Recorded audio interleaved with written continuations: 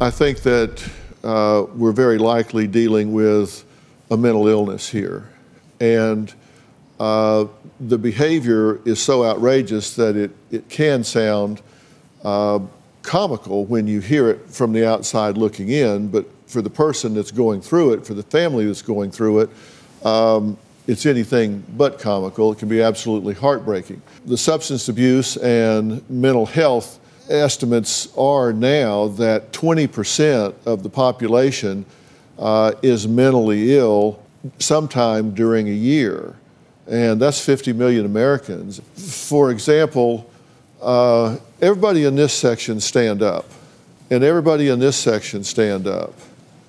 Okay, out of this audience here, we're talking about this percentage of people during a year experience some type of mental illness.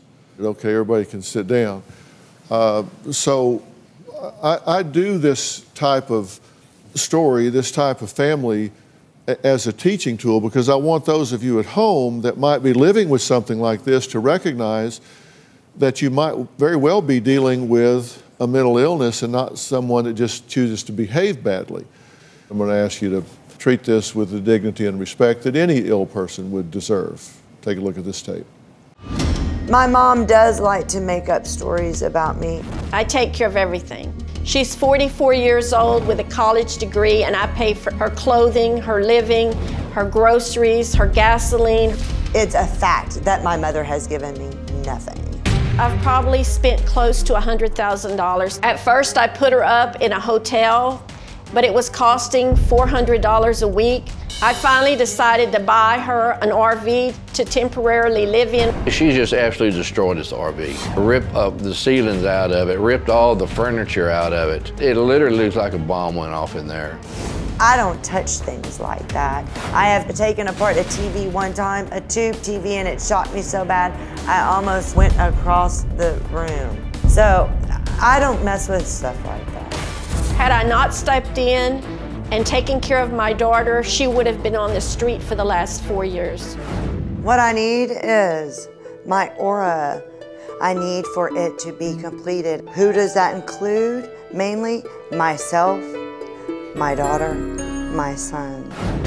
What I want from Dr. Phil is clarification. If I do not belong and I am cut, please let me know the truth.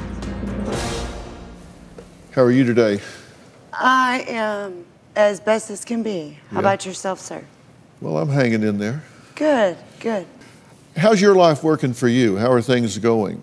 I've had issues with my parents.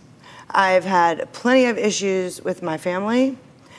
And for the first time, I have had my children missing out of my life, which is an extremely, extremely important part of my life. Mm-hmm.